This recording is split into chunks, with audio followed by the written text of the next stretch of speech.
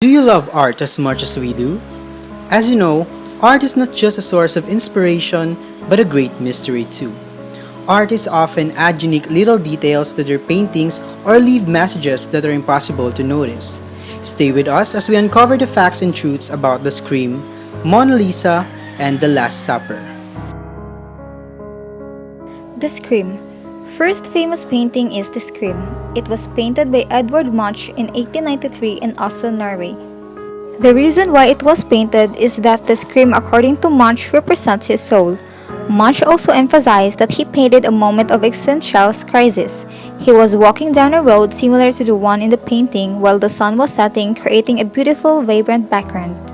As for the meaning of Munch painting, the Scream is an icon of modern art, the Mona Lisa for our time, as Leonardo da Vinci evoked a Renaissance ideal of serenity and self-control. Munch defined how we see our own age, racked with anxiety and uncertainty. Here are some fun facts about the Scream. The original name was not the Scream. Munch wanted to name it the Scream of Nature. He shared the rationale for this title in a poem he painted on the frame of the 1895 pastel. I was walking along the road with two friends. The sun was setting, the sky turned a bloody red, and I felt a whiff of melancholy. I stood, still deathly tired, over the blue black. Forward in the city hung blood and tongues of fire. My friends walked on. I remained behind. Shivering with anxiety, I felt the great scream in nature. The Scream might also be about suicide. Much scholar Sue Products places the creation of the first Scream in a time when the Norwegian painter was broke, fresh off of a temporary relationship that ended in a blur, and also because of fear of carrying the mental illness that ran in his family. It inspired the mask of Wes Craven's Scream Killer. The director of the hit slashers franchise coined that the Munch Scream was one of his favorite works of art, and has stated that it's a classic reference to just the pure horror of parts of the 20th century, or perhaps just human existence. The mysterious woman, who seems to hide a million secrets behind those cryptic eyes, has spawned endless speculation over the years. Some have argued that the Mona Lisa is actually a soft portrait of Da Vinci in a woman's dress, while others claim that painting hide microscopic codes. It is thought that Mona Lisa has no eyebrows because it was not fashionable to have them during the Renaissance period. However, a scientific analysis of the Mona Lisa has found that Leonardo da Vinci may have given her eyebrows when zoomed in on the image found that there is a single brush stroke in the eyebrow region. This suggests that da Vinci did give her eyebrows, but they faded over time.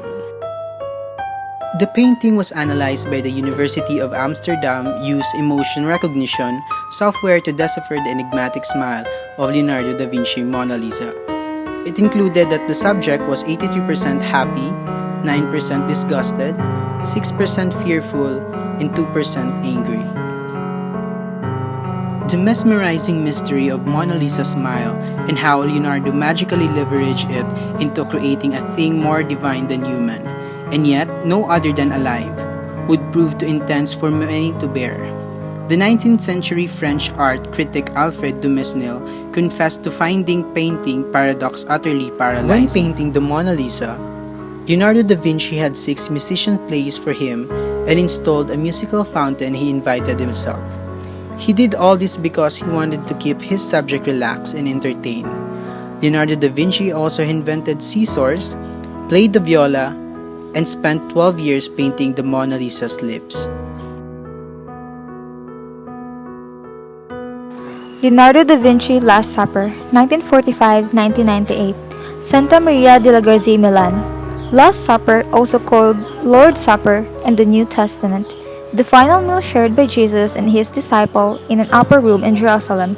The occasion of the institution of the Eucharist. The story of the Last Supper on the night before Christ's crucifixion is reported in 4 books of the New Testament. The letters of the Saint Paul the Apostle and the Acts of the Apostles demonstrate the early Christians believed that this institution included a mandate to continue the celebration as an anticipation in this life of the joys of the banquet that was to come in the kingdom of God. So let's talk about the whole concept of the story. Christ says, "One of you will betray me," Mark 14 verse 18 to his 12 apostles. One of the ways that this painting is often read is a reaction to that moment. That this, This is not the moment that Christ utters that, but the moment after, when the reaction takes place.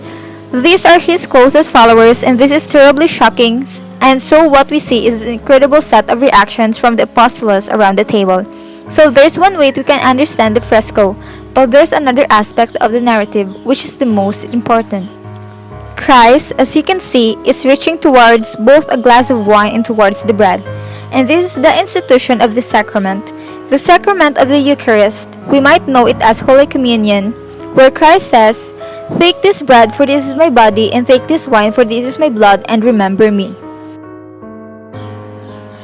And the interesting part is Christ's hand is widely spread, so it seems he's reaching towards the wine, and also he's reaching towards the bowl at the same time. Judas is reaching towards that same bowl. Judas is the one who's going to betray Christ. He's being paid 30 pieces of silver by the Romans. As you can see, he's grasping that bag of silver in his right hand as he pulls away from Christ, his face cast in shadow, but he's pulling away at the same time that he's still reaching out the bowl, and that's one of the ways that Christ identifies will betray. It's interesting because the history of this art is really about scholars arguing about what moment this is. This art gives us a sense of divine, eternal importance of the story.